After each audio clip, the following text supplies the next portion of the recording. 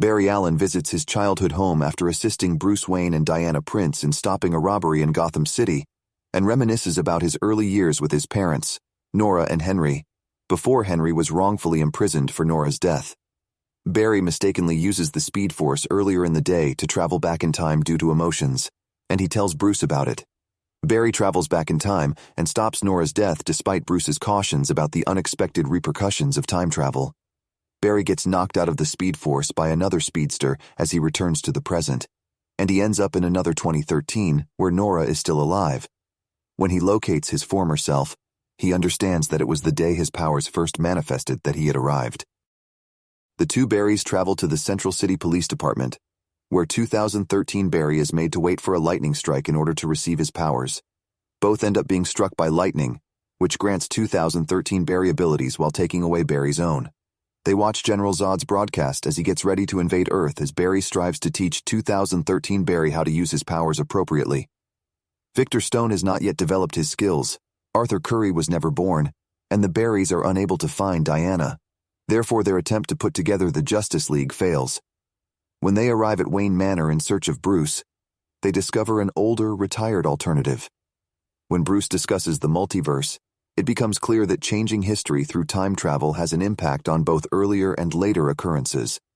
They persuade Bruce to assist them in finding Kal-El. The Barrys and Bruce use the Bat computer to find the rumored Siberian Kryptonian pod. Instead, when they arrive, they discover Kara Zor-El, the cousin of Kal-El, stranded in a building. Barry wants Bruce to help him recreate the initial accident so that he may regain his powers after saving Kara. When Kara decides to fly Barry into the storm after the first two attempts are unsuccessful, he successfully regains his powers. To combat Zod's soldiers, Kara and Bruce team up with the two Barrys. Kara discovers during the battle with Zod that Zod had killed a young Kal-El by intercepting his escape pod during an unsuccessful attempt to get the codex required to repopulate the Kryptonian species. After killing Kara and revealing that the codex is actually inside of her, Zod extracts the codex from her blood. In a fruitless attempt to halt Zod's invasion, Bruce sacrifices himself. The two Barrys attempt to save them by going back in time several times, but they always fall short. Barry knows it's pointless, but in 2013, Barry still tries to stop their deaths. While 2013 Barry is on the go, the multiverse begins to collapse.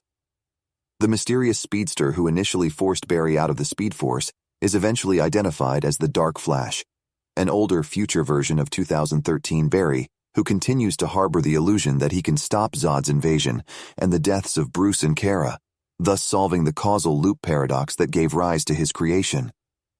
Barry's plan to change the timeline so that Nora can die infuriates the Dark Flash.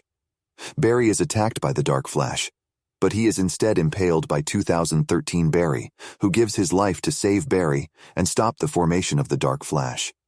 In the aftermath, Barry changes the chronology and accepts Nora's passing. Nonetheless, he changes the past to produce fresh evidence that enables Henry's acquittal. Bruce contacts Barry once they are back in the present, his appearance having once more changed as a result of his activities.